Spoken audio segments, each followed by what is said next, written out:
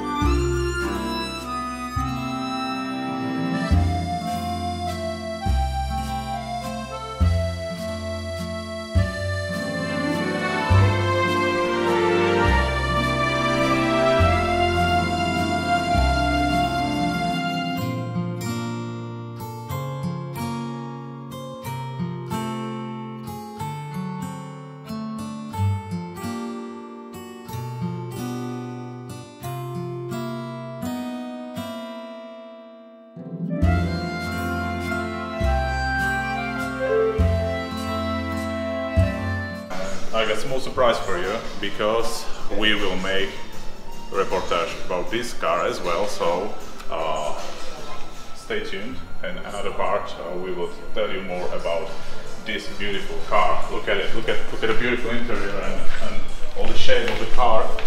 It's so amazing, and it's very big pity that there were produced only very few pieces of this beauty. But anyway, we will show you more in the next part.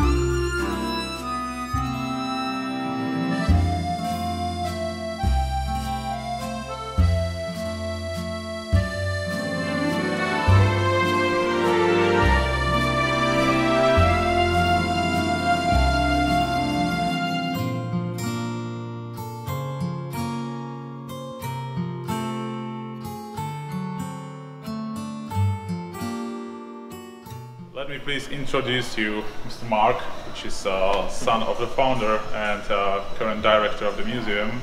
Welcome, Mark. Welcome to you too. Thanks for visiting. Thanks for the invitation. And Mark will tell us something more about his father's most popular, one of the most popular cars, and his story of the car. Yes. Well, basically the museum, it started in 2005. We opened up the museum. It was before my father had the collection, and he started obviously the collection many years before. But as storage, they were kept in different garages, always filling up different garages, and always never having enough space. So basically, then we were previously in the construction business, developments. We were building this block here, which is built on a 3,000 square meter footprint, and we said, listen, we'll have a big garage and we'll put all the cars inside it. But things evolved, and he decided that he wanted to open for public, so the cars can be viewed and obviously enjoyed by everyone. And that's how it started. Basically, we started like it was like a joke. Yeah. Saying, let's see if it works or not. Why not? Let's see. But we've been open since 2005. And thank God we have really good reviews on TripAdvisor. We obviously, it's something made with love, so you tend to give it all you can. One of the cars which has a very interesting story is this one, the Austin A40 Somerset. As you can see in the background, there is the story of my father. The young boy standing up on the bumper, on the front bumper, was my father at a young age, maybe 5-6 years old, and this car was my grandfather's, his father. At the time, obviously, it was around 1955, 1956. The car was owned by my father's family, and in time they sold it. my grandfather sold it, and it was shipped to UK. At the time there was a lot of army from England, etc. They were buying a lot of cars. Malta, everyone had no money, so they needed to see from where to get, and it was shipped there. Once we were going to UK to buy some other cars, me and my father, and my father was looking through a magazine, car magazine, and he saw this one in the background of another car that was for sale. It wasn't actually for sale, but he saw just the front of it sitting behind, if I recall well, it was an E-Type. And he called this owner and he said, listen, I'm not interested in this E-Type, I'm interested in the Somerset you have. He said, I haven't put it on sale, how do you know about it? I mean, and he told him, I can see it in the far end of the photo. It was funny. He said, all right, come and see it, but I'm not sure if I'm going to sell it, how much I'm selling it, blah, blah, blah. We went there to see it, and it was exactly like it. I mean, my father said, we need to get it because it's exactly like it. And negotiating with him, etc., and we managed to buy the car. We brought it here. We were looking through all the info we can get, and from Transport Modo had some help, etc. And we found out it was the actual car. Amazing. So I get goosebumps every time I say it. It was amazing. The feeling of that was amazing. It's still kept in the same. It wasn't restored. Yeah, it looks like it's in original condition. It's original. If you can see the rubbers, we said we're not going to touch it. It's in good condition, fair condition. It needs some restoration, obviously, but we said, listen, we'll just leave it there. And my father created the setup of his family, which we had my grandfather there standing next to the car, my grandmother, his sisters, and there is the little boy on there, which is my father at the time. So this is sort of a family portrait. Very nice, very nice. Yes, it is very nice. And your father was also a race car driver? Yes, he used to race cars and hill climbs too. He built a space frame. At the time it's sort of a Le Mans style with a 4.2 liter engine. He built it I think in his mid-70s, I think, something like that. And he used to race it, it was done between him and his friend, and they used to race it in hill climbs, yes.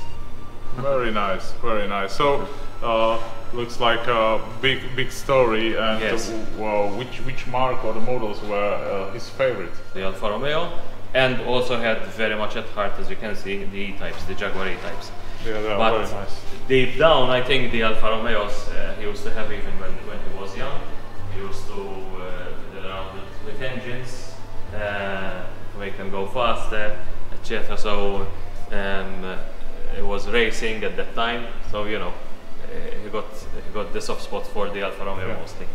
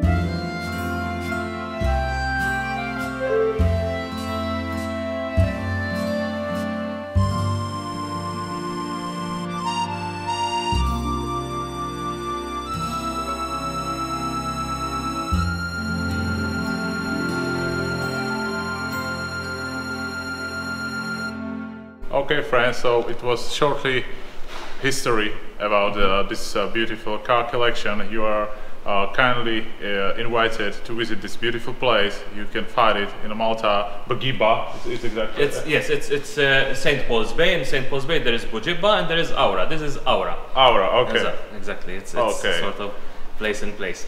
Okay, so you're welcome, guys, and we are looking for another part which will be dedicated to a beautiful Fiat Barchetta, as I told at the beginning of this part.